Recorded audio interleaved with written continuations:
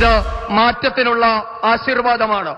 ഈ വിശേഷവേളയിൽ നാം എല്ലാവരും ഒരുമിച്ച് ചേർന്ന് പറയുകയാണ്, ഒരിക്കൽ കൂടി മോദി സർക്കാർ എന്നതാണ് ഈ അനുഗ്രഹം.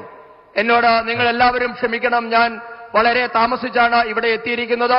അതോടൊപ്പം തന്നെ സദസ്സിൽ സഹപ്രവർത്തകരൊരുക്കിയ സ്വീകരണങ്ങളൊക്കെ ഏറ്റുവാങ്ങുന്നതിനും എനിക്ക് സാധിച്ചിട്ടില്ല. കാരണം ഉടൻ തന്നെ എനിക്ക് തമിഴ്നാട്ടിലെ മറ്റൊരു പരിപാടിയിലേക്ക് പോകേണ്ടതുണ്ട്.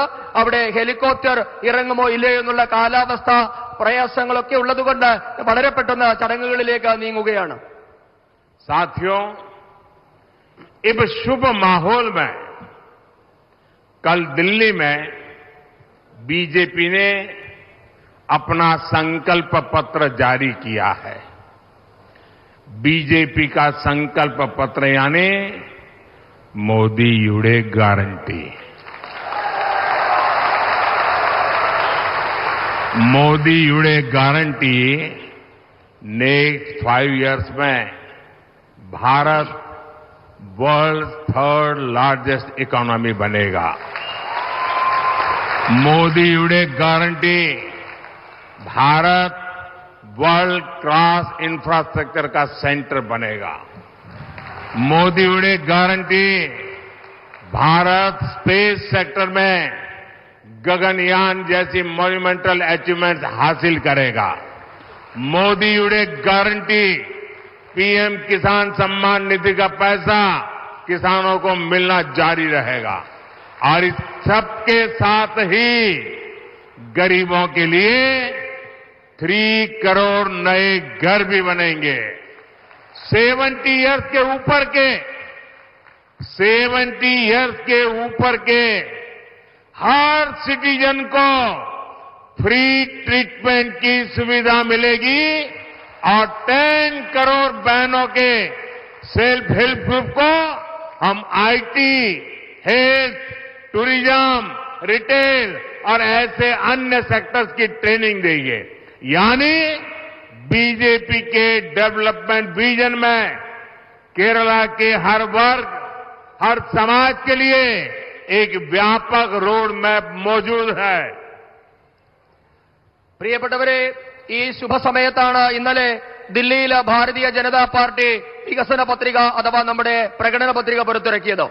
ബിജെപിയുടെ പ്രതിജ്ഞാപത്രം എന്നാൽ മോദിയുടെ ഗ്യാരണ്ടി എന്നാണ് അർത്ഥം. ഭാരതത്തെ അടുത്ത 5 വർഷത്തിനുള്ളിൽ ലോകത്തിലെ ഏറ്റവും ശക്തമായ 3ാമത്തെ സാമ്പത്തിക ശക്തി ആക്കും എന്നാണ് മോദിയുടെ ഗ്യാരണ്ടി. ഭാരതം അന്താരാഷ്ട്ര നിലവാരമുള്ള അടിസ്ഥാന സൗകര്യമുള്ള നാടായി മാറുമെന്നാണ് മോദിയുടെ ഗ്യാരണ്ടി.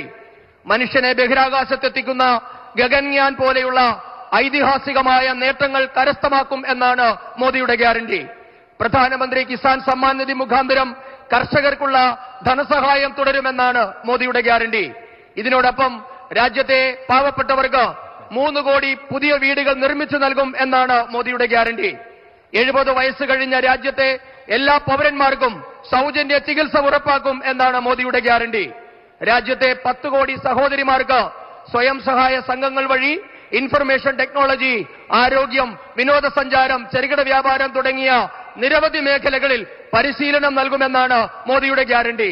അതായത് ബിജെപിയുടെ വികസന രേഖയിൽ കേരളത്തിലെ വിവിധ മേഖലകൾക്കും വിഭാഗങ്ങൾക്കുമുള്ള നയപരിപാടികൾ ഉൾപ്പെട്ടിട്ടുണ്ട് എന്നുകൂടി അർത്ഥമുണ്ട്. साथियों, सबसे पहले तो इधर उधर जहां मेरी नजर जा रही है, छोटी छोटी गुड़िया सब वेव कर रही है.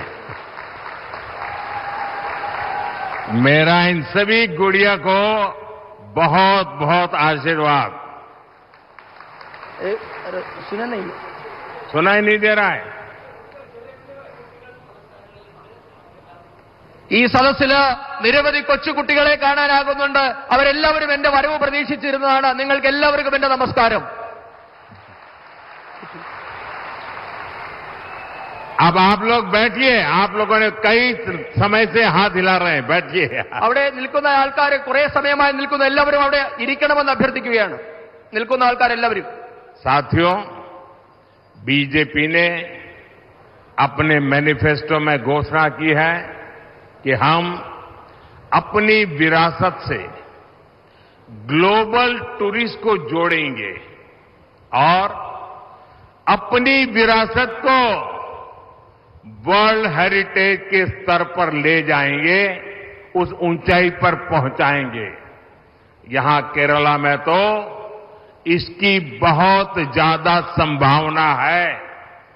बीजेपी का प्लान बड़े टूरिस्ट डेस्टिनेशन के ओवरऑल डेवलपमेंट का है। भाजपा केरला में इको टूरिज्म के नए सेंटर्स भी बनाएंगे।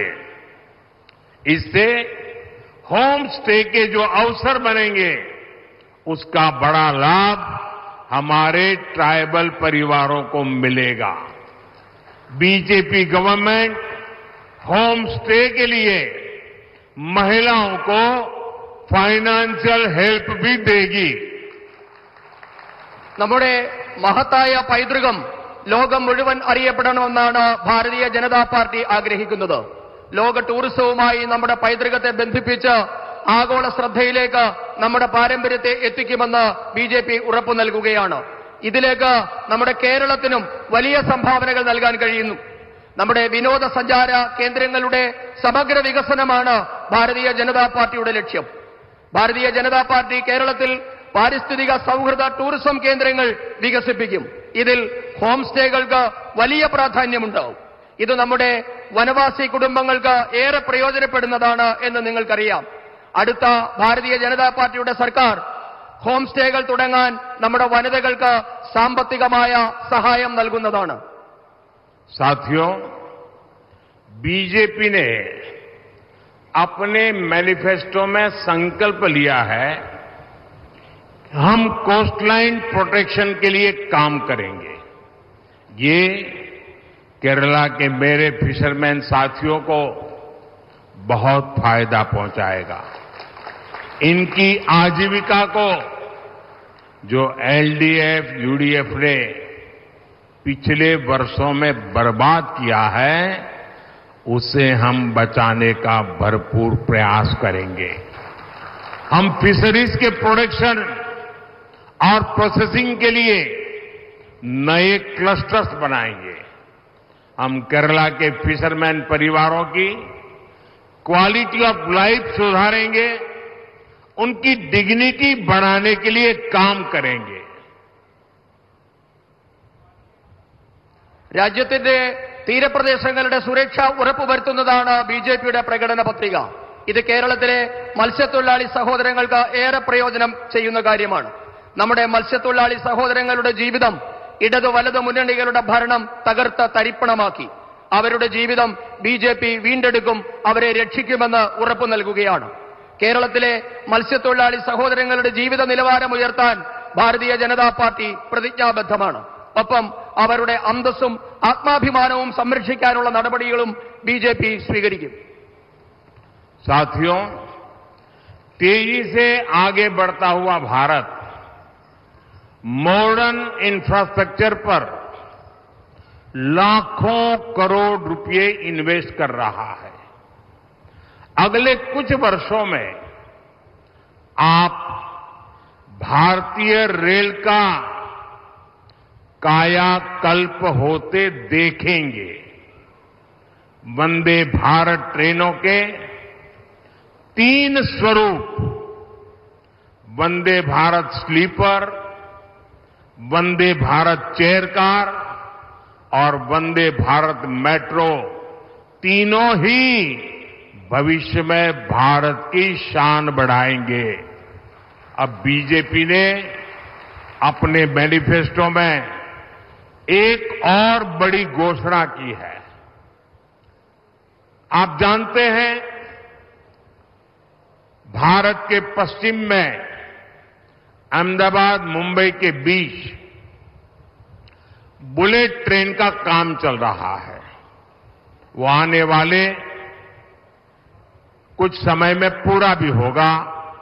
बुलेट ट्रेन दौड़ना भी शुरू करेगी।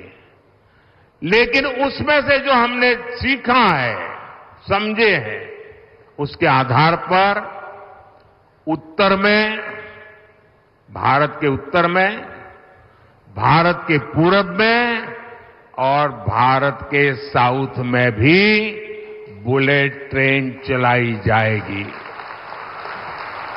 एनडीए सरकार के तीसरे कार्यकाल में बहुत जल्द बुलेट ट्रेन से जुड़ा सर्वे कराने का काम शुरू किया जाएगा।